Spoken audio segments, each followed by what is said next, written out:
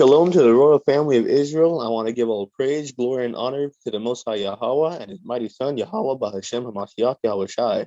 I want to give a salutation to the mighty men, mighty women, and mighty children of Israel. This is Brother Andrew with the Strength of Judah, and with me we have Sister Rachel. Today's lesson is Black Godly Hair. The book of 1 Thessalonians chapter 5, verse 21. Prove all things, hold fast that which is good. We will be proving all things from the 1611 King James Version Bible with the Apocrypha. Let's go to the book of Deuteronomy chapter 7, verse 6. Read. The book of Deuteronomy chapter 7, verse 6.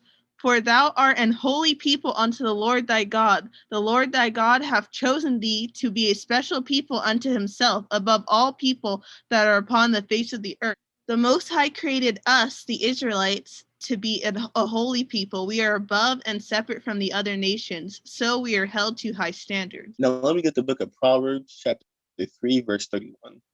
The book of Proverbs chapter 3, verse 31. Envy thou not the oppressor, and choose none of his ways. We are currently in captivity, and we should not envy what our oppressor has and what they are able to do. And we should choose none of their ways, like the women wearing pants or having their hair uncovered or celebrating heathen holidays like birthdays. Now let me get the book of Deuteronomy chapter 14, verse 1. The book of Deuteronomy chapter 14, verse 1. Ye are the children of the Lord your God. Ye shall not cut yourselves, nor make any baldness between your eyes for the dead. Over the country tonight, a referee at a high school wrestling match in New Jersey told a wrestler he had to cut his dreadlocks or forfeit the match. So with the clock ticking, that wrestler, a teenager, chose to let the team trainer cut his hair. But that video is now sparking outrage and questions about that ref's decision. Here's ABC's Lindsay Davis. Disgust tonight over this video now circulating the internet of this moment of humiliation. New Jersey high school wrestler Andrew Johnson having his dreadlocks cut by a trainer before a match. He was forced to have his hair cut by a referee in order to compete or forfeit the match. It's standard for wrestlers with long hair to have the option to cover their heads, but the referee, Alan Maloney, would not allow it. His hair's always been like that, so for them to now bring it up is out of line. The Buena superintendent of schools releasing this statement today. The referee will no longer be permitted to officiate any contests that include any Buena Regional School District student athletes. Johnson's win propelling his team to victory.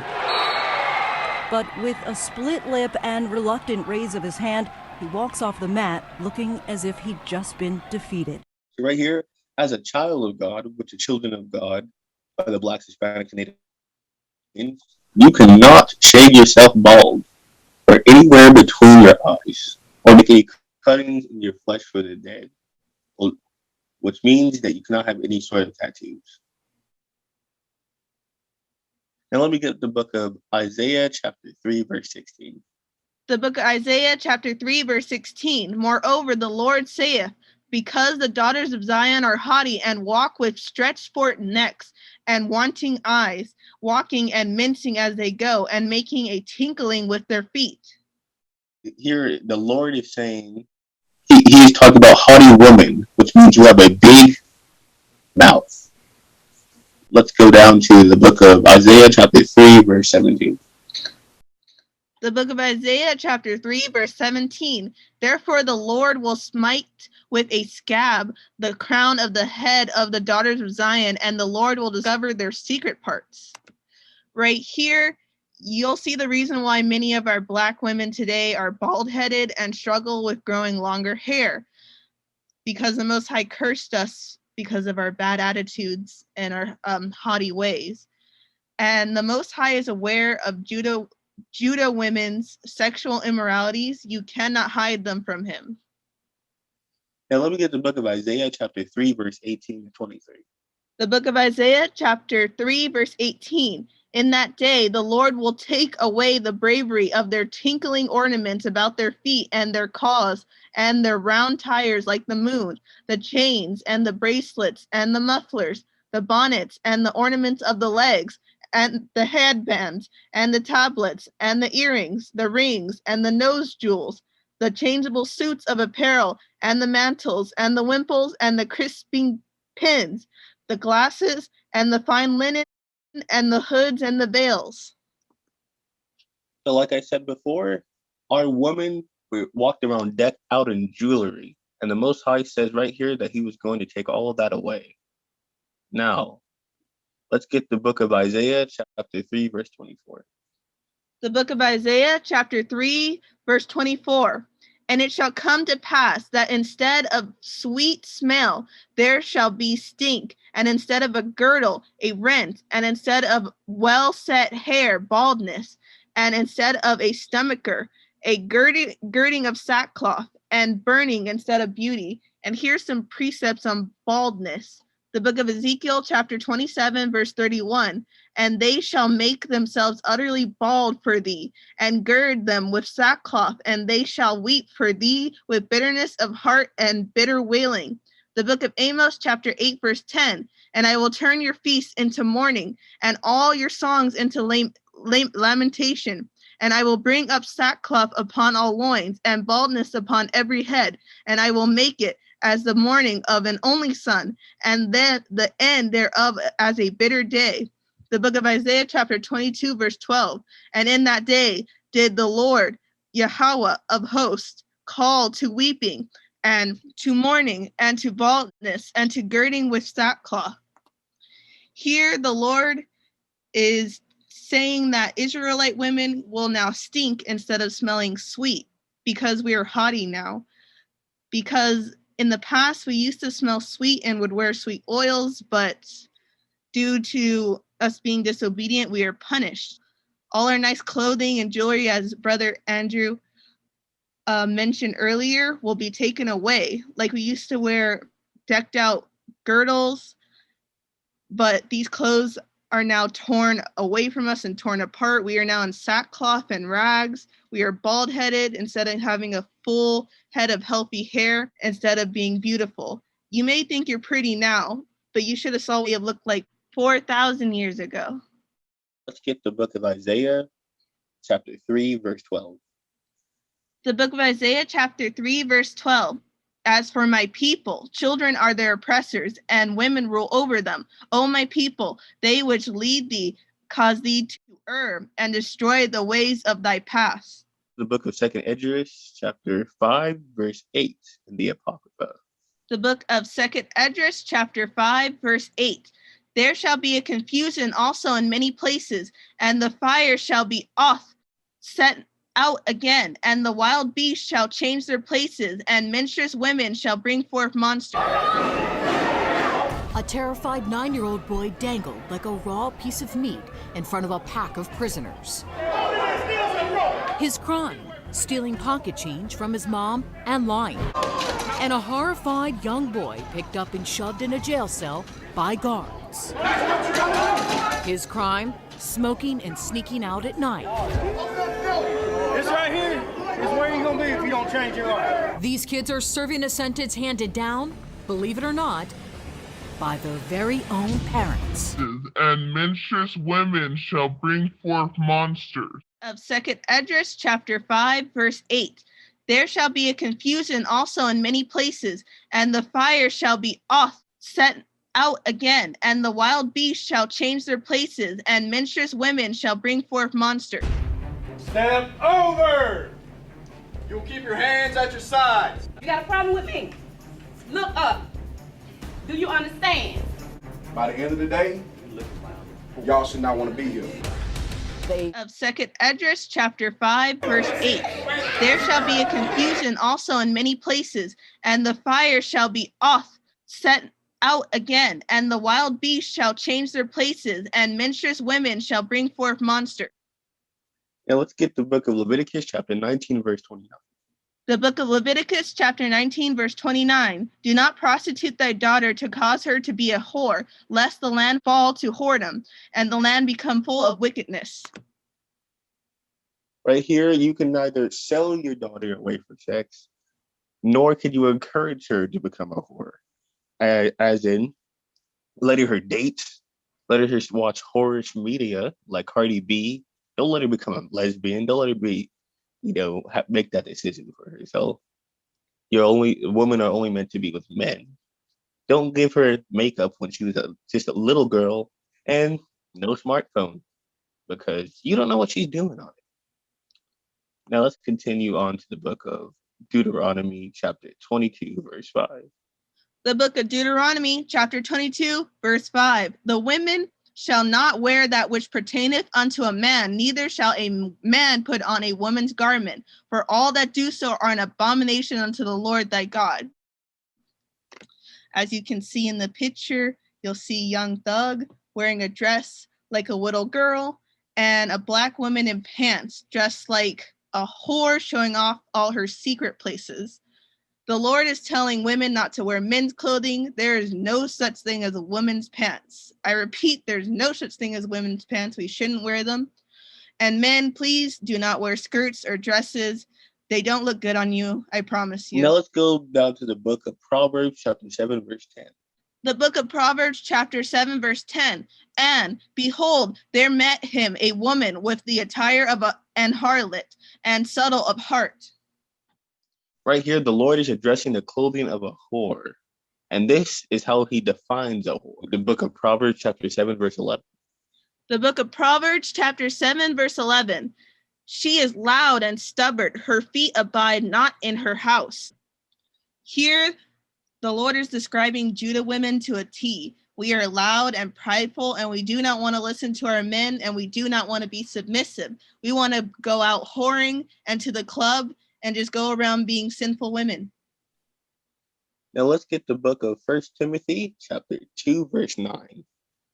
The book of 1 Timothy, chapter 2, verse 9. In like manner also that women adorn themselves in modest apparel with shamefacedness and sobriety, not with broidered hair or gold or pearls or costly array. It says costly array. Let's get a definition on array, just so we can be clear. An impressive display or range of a particular type of thing, or an ordered series of arrangements. Right here, and now the Lord is saying that a woman should be modest and shamefaced, which means that you have guilt and shame. That's something that you should have. That's not something that you should try to avoid at all costs forever. At some point in your life, you're going to feel these, and you need to. We live in a society where no one wants to feel this anymore, so they feel like they shouldn't have to. But you actually do, so you know what to do is right. So you know what the right thing to do. A woman must be dressed modestly in a dress and not in pants. And to add on to that, the shamefacedness is feminine. The book of 1 Timothy, chapter 2, verse 10. But which becometh women professing godliness with good works. Here's a precept, the book of Romans, chapter 7, verse 12. Wherefore the law is holy, and the commandment holy, and just, and good. Here, the Lord is stating that modest women profess godliness with good works. Good works is keeping the law, statutes, and commandments. Now, let me get the book of 1 Timothy, chapter 2, verse 11 to 15. The book of 1 Timothy, chapter 2, verse 11. Let the woman learn in silence with all subjection, but I suffer not a woman to teach, nor to usurp authority over the man, but to be in silence. For Adam was first formed, then Eve, and Adam was not deceived, but the woman being deceived was in the transgression. Notwithstanding, she shall be saved in childbearing, if they continue in faith and charity and holiness with sobriety. The woman has to learn silence. The woman must know when to hold her tongue. She cannot have authority over a man. Eve came from Adam. She is the one that committed the first sin. Now let me get the book of Genesis, chapter 3, verse 16. The book of Genesis, chapter 3, verse 16. Unto the woman he said, I will greatly multiply thy sorrow and thy conception. In sorrow thou shalt bring forth children, and thy desire shall be to thy husband, and he shall rule over thee. Right here, You'll see that due to Eve committing the original sin, childbirth is now painful, and women shall submit to their husbands. And let me get the book of 1 Corinthians, chapter 14, verse 33 to 34.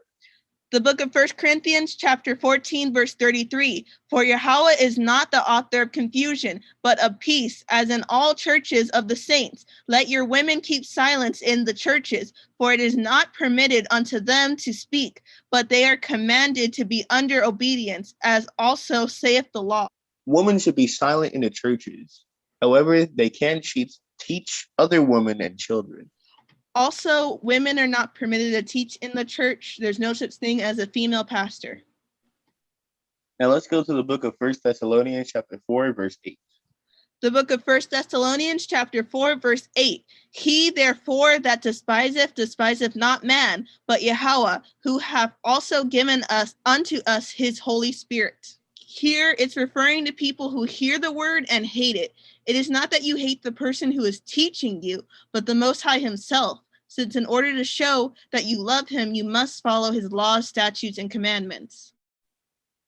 Now let's get the book of 1 Peter chapter 3, verse 3.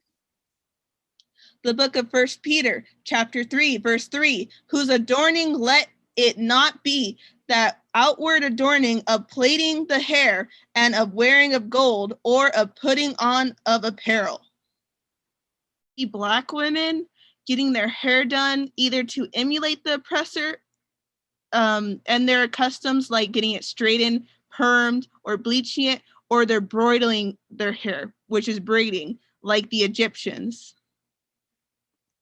As per hair weaves, this is the hackle. Respect the hackle. This is Mariah. She's a master wig maker whose skill and expertise has made her a celebrity favorite.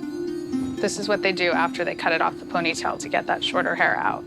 She painstakingly sews each wig by hand in a process that can take months to complete and cost as much as $15,000. She knows everything there is to know about hair.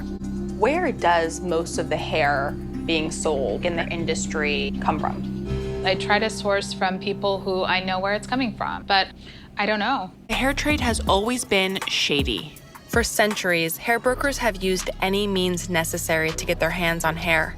In the 1800s, peasant women in France were lured into being shorn like sheep. In the early 1900s, it was reported that hair sold in the States was coming from sewers and corpses in China. Hair dealers were thought to be so shady, they were banned from Ellis Island. Controversy continued into the 21st century, as reported by CNN. She lost 8 inches of hair. From the robber's perspective, it's quick and relatively easy money. One constant in all of this is that the hair trade sets up shop wherever women are the most disenfranchised. And the people who end up wearing the hair are often unaware of the journey it took to get to them.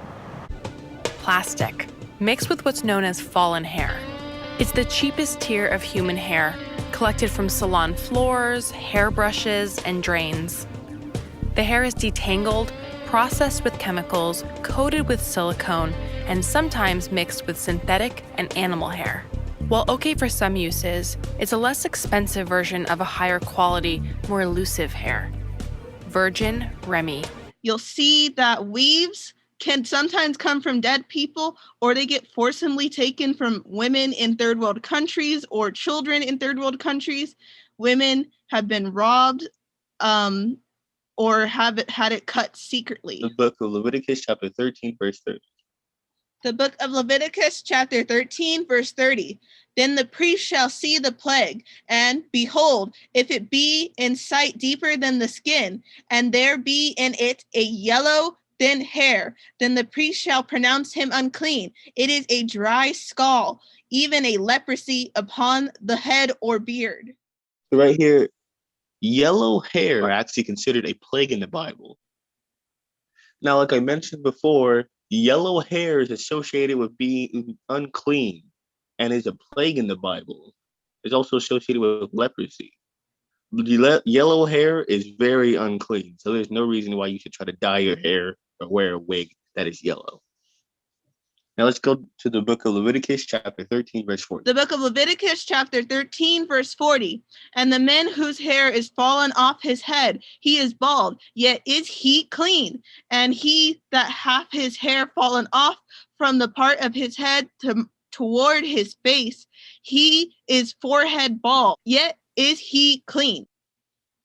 Right here, the Lord explains that although many of our men are balding naturally, you're still clean, since you're not cutting your hair purposely, since men are not supposed to cut their hair or beards on purpose. Now let's go to the book of Daniel, chapter 7, verse 9. The book of Daniel, chapter 7, verse 9. I beheld till the thrones were cast down, and the Ancient of Days did sit, whose garment was white as snow, and the hair of his head like the pure wool. His throne was like the fiery flame, and his wheels as burning fire. Now this is a description of the Most High, and it says it right here. He has hair like pure wool. That's what us Israelites have, specifically us blacks. You have hair like God if you are a so-called African American, actually from the tribe of Judah. Now let's go as a sheep because of the way my hair is. I've been told that it's a fashion statement, it's a fashion style, and I can't grow it for that long. I'm supposed to straighten it.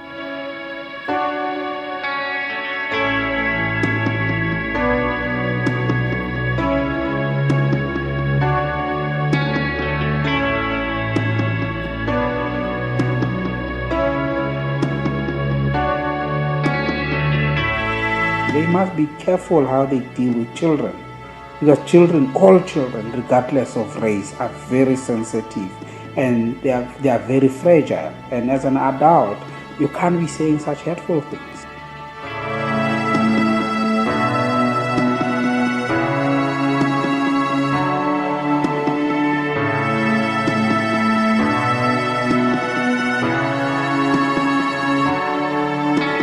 To the book of 1 Corinthians, chapter 11, verse 3. The book of 1 Corinthians, chapter 11, verse 3. But I would have you know that the head of every man is Christ, and the head of the woman is the man, and the head of Christ is Yahweh. Every man praying or prophesying, having his head covered, dishonoreth his head. But every woman that prayeth or prophesieth with her head uncovered dishonoreth her head. For that is even all one, as if she were shaven. For if the woman be not covered, let her also be shorn. But if it be a shame for a woman to be shorn or shaven, let her be covered. For a man indeed ought not to cover his head, for as much as he is the image and glory of Yahweh, but the woman is the glory of the man. For the man is not of the woman, but the woman of the man. Neither was the man created for the woman, but the woman for the man. Right here, the Lord is telling Israelite men, you should not cover your head, and Israelite women, please do cover your head. Let's go to the book of 1 Corinthians, chapter 11, verse 10. The book of 1 Corinthians, chapter 11, verse 10. For this cause ought the woman to have power on her head because of the angels. Nevertheless, neither is the man without the woman, neither the woman without the man in the Lord. For as the woman is of the man, even so is the man also by the woman. But all the things of Yahweh, judge in yourselves. Is it comely that a woman pray unto Yahweh uncovered? But if a woman have long hair, it is a glory to her, for her hair is given her for a covering. It is a glory for a woman to have long hair. Go to the book of Leviticus, chapter 9, 27. The book of Leviticus, chapter 19, verse 27. Ye shall not round the corners of your heads, neither shalt thou mar the corners of thy beard. Ye shall not make any cuttings in your flesh for the dead, nor print any marks upon you. I am the Lord. The Lord is saying that you cannot cut your hair all the way down to your bald. You cannot shave your beard all the way down till you can see your chin. and you cannot get tattoos. Book of Leviticus, chapter 21, verse 5. The book of Leviticus, chapter 21, verse 5. They shall not make baldness upon their head, neither shall they shave off the corner of their beard, nor cuttings in their flesh. Once again, do not cut your beards, shave your heads, or get any tattoos. Today we discuss the lesser commandments, your hair, your attire, and your conduct. And with that, shalom. Shalom.